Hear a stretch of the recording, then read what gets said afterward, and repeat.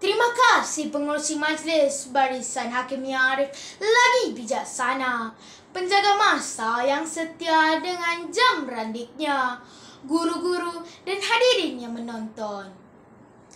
Assalamualaikum dan salam perjuangan. Salam perkenalan daripada saya yang petah bercerita ini. Rugi kiranya para juri tidak mendengar cerita saya pada hari ini. Cerita saya bertajuk Hadiah Buah Jambu. Yang terlena sedar-sedarkan, yang tersedar dengar-dengarkan, yang terdengar fikir-fikirkan. Jom kawan-kawan dengarkan cerita saya ini. Semoga kita mendapat iktibar dan pengajaran yang berguna di kemudian hari.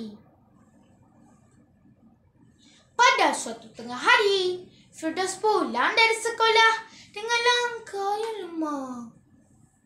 Firdaus tidak bermaya pada hari ini.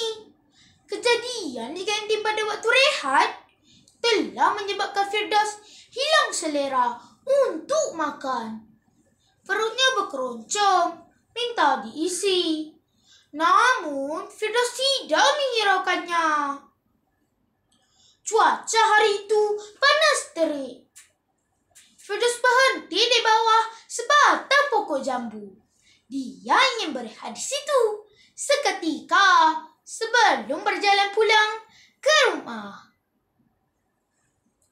Hari ini, Ibu Firdaus tidak sempat untuk menjemputnya pulang dari sekolah kerana perlu bekerja lebih masa.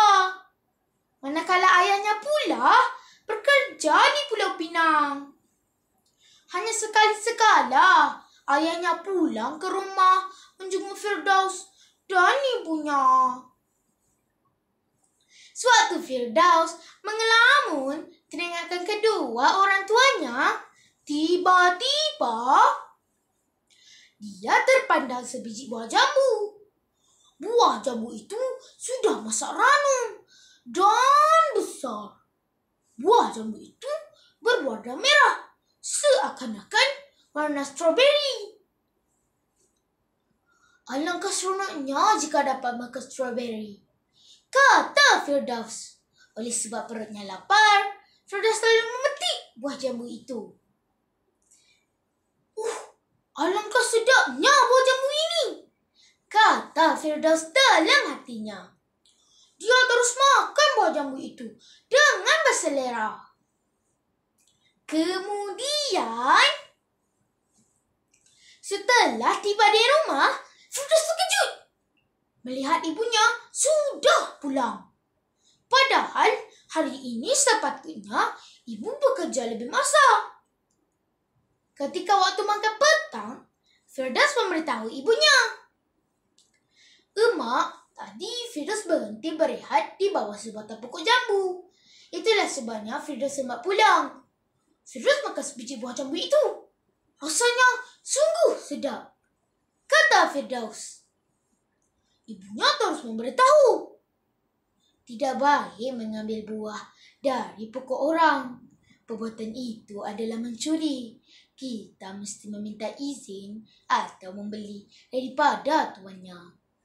Esok, Firdaus mesti pergi minta maaf. Firdaus harus bayar harga buah jambu itu kepada tuannya. Kata ibu lagi. Keesokan harinya, suatu pulang dari sekolah, Firdaus terus pergi ke rumah tuan milik pokok jambu itu. Pak Cik, kemarin saya petik sebiji buah jambu di tepi jalan itu. Saya minta maaf. Saya mahu bayar harga buah jambu itu, kata Firdaus. Kamu seorang budak yang baik dan jujur. Tidak payahlah kamu bayar harga buah jambu itu. Pak Cik sedekahkannya kepada kamu, kata Pak Cik Ahmad. Sebelum Firdaus pulang, Pak Cik Ahmad memetik beberapa biji buah jambu yang sudah masak ranum. Beliau memasukkan buah jambu itu ke dalam beg plastik. Nah, Pakcik hadiahkan buah jambu ini kepada kamu, kata Pakcik Ahmad. Terima kasih, Pakcik, kata Firdaus. Sama-sama, jawab Pakcik Ahmad. Firdaus terus pulang dengan gembira. Firdaus berdoa semoga Pakcik Ahmad dimurahi rezeki. Firdaus tidak menyangka perbuatannya mengakui kesalahan itu dibalas dengan kebaikan daripada Pakcik Ahmad. Ya kawan-kawan, begitulah berakhirnya cerita hadiah buah jambu. Kita mesti mengakui kesilapan yang telah kita lakukan. Jangan takut untuk bersikap jujur. Di dunia ini, manusia tidak lari atau terkecuali dari melakukan kesilapan. Yang penting, kita mestilah mengakuinya. Akhir kata, terimalah serangkap pantun daripada saya. Jika ada jarum yang patah, kulit pohon jangan dekatkan. Jika ada kata yang salah, saya mohon dimaafkan. Sekian, terima kasih.